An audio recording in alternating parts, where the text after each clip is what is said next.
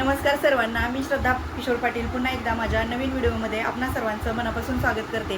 श्री स्वामी समर्थ सर्वांना। सर्वप्रथम तर आज व्हिडिओ बनवते मी। आज आहे रविवार आणि आज आहे 28 तारीख आणि उद्या बनवण्याचं कारण असं की उद्या आहे वटपौर्णिमा आणि वटपौर्णिमेला आपल्याला कोणती सेवा करायची आहे यासाठी मी माझा हा आजचा व्हिडिओ बनवत आहे। तर आपल्याला वटपौर्णिमेच्या सर्वप्रथम माझ्या सर्व ताईंना आणि जे माझे व्ह्यूअर्स व्हिडिओ बघतात, सबस्क्रायबर व्हिडिओ बघतात, त्या सर्वांना मनापासून माझ्याकडून वटपौर्णिमेच्या मनापासून भरभरून शुभेच्छा। तर आपल्याला वटपौर्णिमेची कोणती सेवा करायची आहे, तर सत्यनारायण पूजन आपल्याला कधी करायचं आहे आणि उपवास कधी करायचा आहे हे मी माझ्या या व्हिडिओमधून आपणाला सांगणार आहे। तर वटपौर्णिमा ही उद्या 29 जूनला आलेली आहे आणि सोमवार आहे आणि म्हणून या वटपौर्णिमेला सोमवती पौर्णिमा असंही म्हणतात। म्हणून या पौर्णिमेचं खूप महत्त्व आहे। सोमवती पौर्णिमा असल्यामुळं उद्या सूर्योदयापासून सूर्यास्तापर्यंत म्हणजे सूर्योदयापासून सूर्यास्तापर्यंत आपल्याला ही पौर्णिमा आहे। तर आपण उद्या सकाळी सूर्योदयापासून सूर्यास्तापर्यंत वटपौर्णिमेचं पूजन आपली पूजा करून घेऊ शकतो। पूर्ण दिवसभरासाठी ही पूजा आहे। तसेच ज्या ताईंना दिवसभरात शक्य होणार नाही त्यांनी प्रदोष काळात केली तरी पण चालू शकते असं आहे। तर काही भागात उपवास करत नाहीत, काही भागात काय करतात, जोपर्यंत आपण वटाची पूजा करतो वडाची आणि तोपर्यंत आपण वडाची पूजा करून आल्यानंतर जेवण करत असतो। पण काही भागात पूर्ण दिवसभरासाठी उपवास केला जातो। बऱ्याच स्वामी समर्थ म्हणजे सेवा मार्गातील ताई असतील त्यांचा तर पौर्णिमेचा उपवास असतो, त्यामुळं त्यांचा उपवास होतच असतो।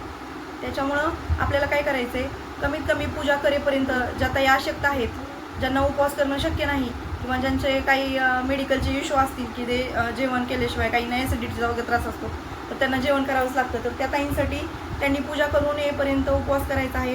तुम्ही फलाहार वगैरे घेतला तरी चालतो आणि मग पूजा करून आल्यानंतर आपल्याला काय करायचं आहे, सर्वप्रथम आपल्याला काय करायचं आहे, दुर्गा सप्तशती नावाचा हा ग्रंथ आहे। बऱ्याच स्वामी सेवा मार्गातील माझ्या ताई असतील तर त्यांच्याकडे तर हा कंपल्सरी हा ग्रंथ असतो। तर मोबाईलमध्ये थोडंसं उलट अक्षरं दिसत असतील ही तुम्हाला। तर आपल्याला काय करायचं आहे, दुर्गा सप्तशती नावाचा हा जो ग्रंथ आहे या ग्रंथामध्ये आपल्याला हा ग्रंथ आहे। तर या ग्रंथामध्ये आपल्याला काय करायचं आहे, दुर्गा सप्तशतीचा एक पूर्ण पाठ घ्यायचा आहे। एक पूर्ण पाठ म्हणजे कसा घ्यायचा आहे, तर आपल्याला काय करायचं आहे, तर आपली वडाची पूजा झाल्यानंतर आपल्याला या पाठाचं वाचन करायचं आहे। तर या पाठाचं बऱ्याच ताई काय करतात, या पाठामध्ये 13 अध्याय आहेत, 1 ते 13 अध्याय आहेत।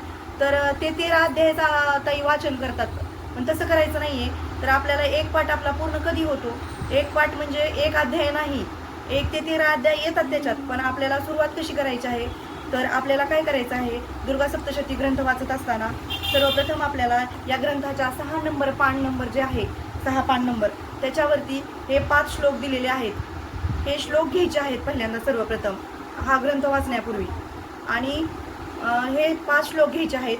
त्याच्यानंतर आपल्याला काय करायचे, ही प्रार्थना घ्यायची आहे, ही प्रार्थना घ्यायची आहे। पूर्ण प्रार्थना घेतल्यानंतर आपल्याला काय करायचं आहे, ही दैव्य कवच म्हणून इथं सेवा आहे, ही दैव्य कवच घ्यायचं आहे पूर्ण आणि ह्या दैव्य कवच पासून ते आपल्याला शेवटपर्यंत म्हणजे ह्याच्या दैव्य कवच घ्यायचं आहे। त्याच्यानंतर आपल्याला अलगा स्तोत्रम आहे, त्याच्यानंतर अर्थ किलकिला स्तोत्रम आहे आणि त्याच्यानंतर आपल्याला रात्री सूक्त घ्यायचं आहे आणि त्याच्यानंतर आपल्याला अध्याय पहिला घ्यायचा आहे। असं एक अध्यायापासून आपल्याला 13 अध्याय घ्यायचे आहेत आणि 13 अध्यायानंतर आपल्याला काय करायचं आहे, एक नित्यसेवा जे पुस्तक आहे आपलं स्वामी मार्गातलं, मी मागे पण दाखवलं होतं, नित्य सेवा स्तोत्र मंत्रचं जे पुस्तक आहे त्यातलं सिद्धकुंजिका स्तोत्र घ्यायचं आहे। 9 मंत्र एक माळ घ्यायचा आहे आणि त्याच्यानंतर आपल्याला काय करायचं आहे, सिद्धकुंजिका स्तोत्रानंतर आपल्याला देवाप्राप्त क्षमा प्रार्थना स्तोत्र घ्यायचं आहे, जे शेवटी आहे हे म्हणजे जर आपल्याकडनं जर पाठ वाचताना काही चुका झाल्या असल्या तर आपल्याला हे स्तोत्र घ्यावं लागतं। याच्यामुळं आपण झालेलं आपल्याकडं नकळत ज्या चुका असतात यांना क्षमा मिळत असते, म्हणून हे देवाप्राप्त क्षमा प्रार्थना स्तोत्र घ्यायचं आहे आणि असं आपल्याला ही सेवा करायची आहे। त्याच्यानंतर आपल्याला नंतर आपण ज्या ताईंना उपवास नाही करायचा त्यांनी जेवण केलं तरी चालतं आणि ज्या ताई उपवास करणार आहेत त्यांनी दिवसभरात कधीही पाठ घ्यायचा आहे। दिवसभरात पूर्ण तुम्ही रात्री प्रदोष काळापर्यंत सूर्योदयापासून सूर्यास्तापर्यंत कधीही पाठ घेतला तरी चालणार आहे।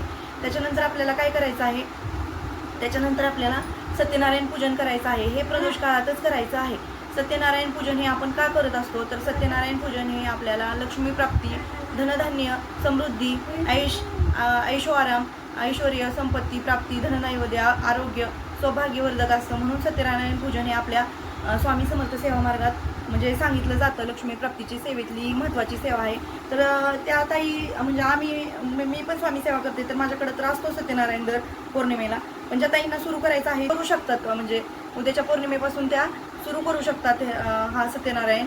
आणि तो कसा करायचा आहे, तर सत्यनारायणाचं एक पुस्तक मिळतं आपल्याकडं सत्यनारायण सेवेचं आपल्या मार्गात केंद्रात.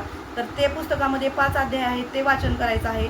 नंतर सत्यनारायणची आरती घेऊन श्रीकृष्णासाठी शिऱ्याचा नैवेद्य बनवायचा आहे. तसेच वरुण देवता, कुलदैवता आणि गणपती देवतेसाठी आपल्याला खडीसाखरेचा प्रसाद ठेवायचा आहे. आणि त्याच्यानंतर संध्याकाळी आपल्याला म्हणजे 5 सत्यनारायण करू शकता आणि कमीत कमी तुम्ही 5 सत्यनारायण करू शकता आणि जास्तीत जास्त तुम्ही 41 सत्यनारायण करू शकता लक्ष्मी प्राप्तीच्या सेवेसाठी. तर आपल्याला ही सेवा करायची आहे उद्याच्या तर ज्या ताई सत्यनारायण पूजन करतात त्यांनी पायसचा नैवेद्य करणं मस्ट आहे, म्हणजे करावंच लागेल. नाहीतर खीरपुरीचा नैवेद्य तरी करायचाच असतो, म्हणजे ज्या ताई सत्यनारायण करतात त्यांच्यासाठी. तर अशी आपल्याला कुलदैवतेची, वडाची आणि सत्यनारायण उपवास पूजेची आपल्याला अशी म्हणजे सेवा करायची आहे दिवसभरासाठी. आणि तुम्ही जर माझ्या चॅनलला नवीन असाल तर माझ्या चॅनलला सबस्क्राईब करायचं आहे, लाईक करायचं आहे आणि छानशी कमेंट करायची आहे. कसा वाटला व्हिडिओ नक्की सांगायचा आहे. श्री स्वामी समर्थ.